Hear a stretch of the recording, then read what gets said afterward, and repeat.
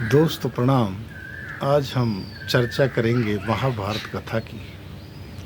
दोस्तों चैनल को subscribe, like और शेयर करें। हम बात कर रहे हैं महाभारत कथा की। दोस्तों जयद्रथ महाभारत काल में एक मुख्य योद्धा के रूप में चर्चित रहा है।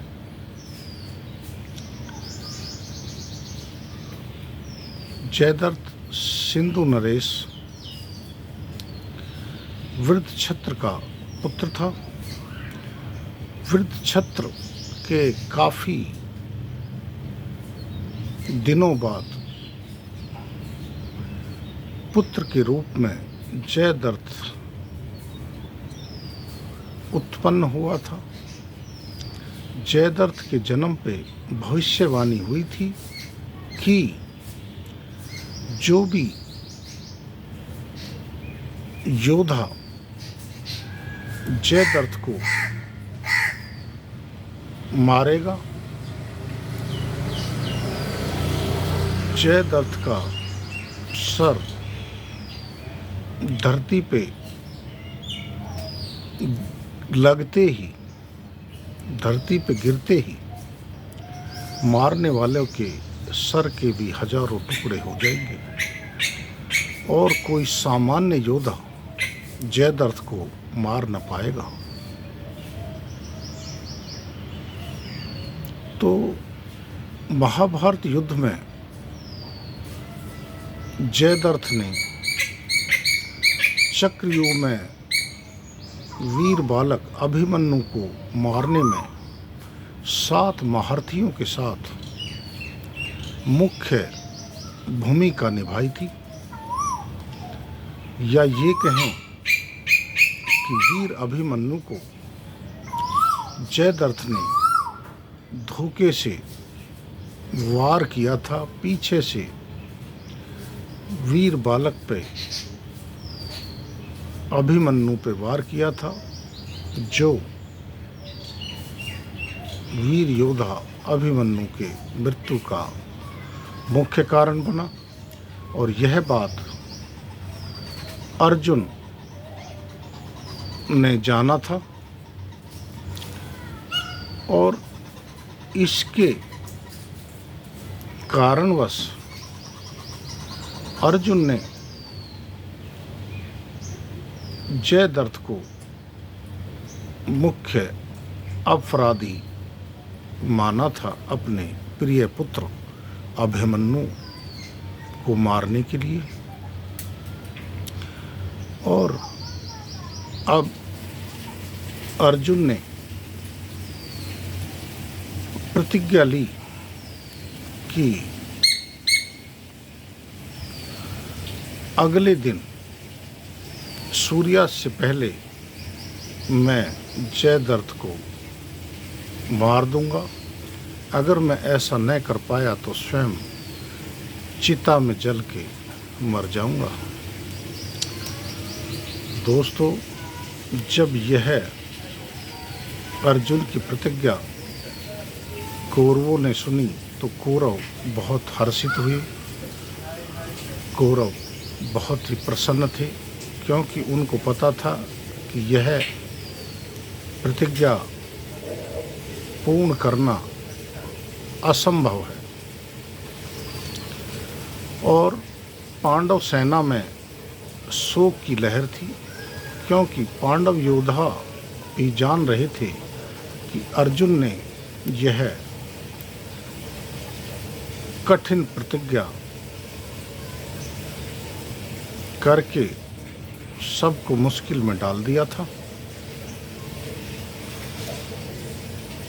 क्योंकि अगर अर्जुन यह प्रतिज्ञा पूरी नहीं कर पाया तो युद्ध का पासा पलट जाएगा। कौरवों की जीत हो जाएगी महाभारत के युद्ध में। इस प्रकार जब युद्ध की अगले दिन रचना रची गई तो कौरव महारथियों ने गुरु द्रोणाचार्य की युद्ध नीति के अंतर्गत बड़े बड़े महारथियों की सेना के पीछे छुपा दिया था, जहां पहुंचना अर्जुन के या किसी भी योद्धा के लिए कठिन या ये कहें कि असंभव कार्य था, असंभव युद्ध था। जब अर्जुन ने सारथी भगवान श्री कृष्ण को अपने रथ को जयद्रथ के सामने ले जाने के लिए कहा तो कृष्ण भगवान ने बड़ी कुशलता के साथ रथ को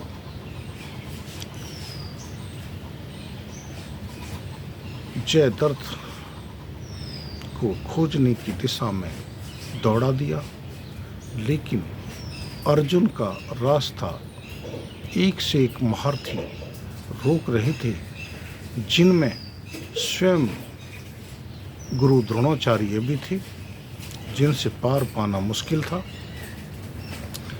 और जब भगवान श्री कृष्ण को यह विदित था कि यह संभव नहीं है, जयद्रथ तक पहुंचना सूर्यास्त तक संभव नहीं है, तो भगवान श्री कृष्ण ने अपनी लीला द्वारा, कृष्ण लीला द्वारा सूर्य भगवान को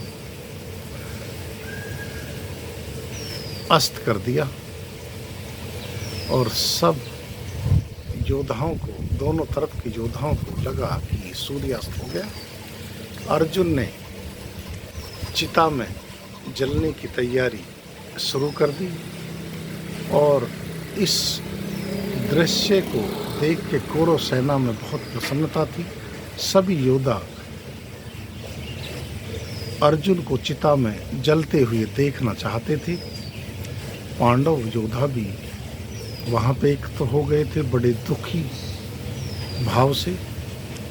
और जब ये सब हो रहा था तो छुपा हुआ जयद्रथ भी अर्जुन को चिता में जलते हुए जयद्रथ देखना चाहता था अर्जुन को। जब कृष्ण भगवान ने देखा कि जयद्रथ भी आ गया है तो भगवान श्री कृष्ण ने अपनी लीला से सूर्य भगवान को उदयमान कर दिया और अर्जुन को इशारा किया कि अर्जुन अपने लक्ष्य को भेदो, तुम्हारा दुश्मन जयद्रथ तुम्हारे सामने है, लक्ष्य भेदन करो।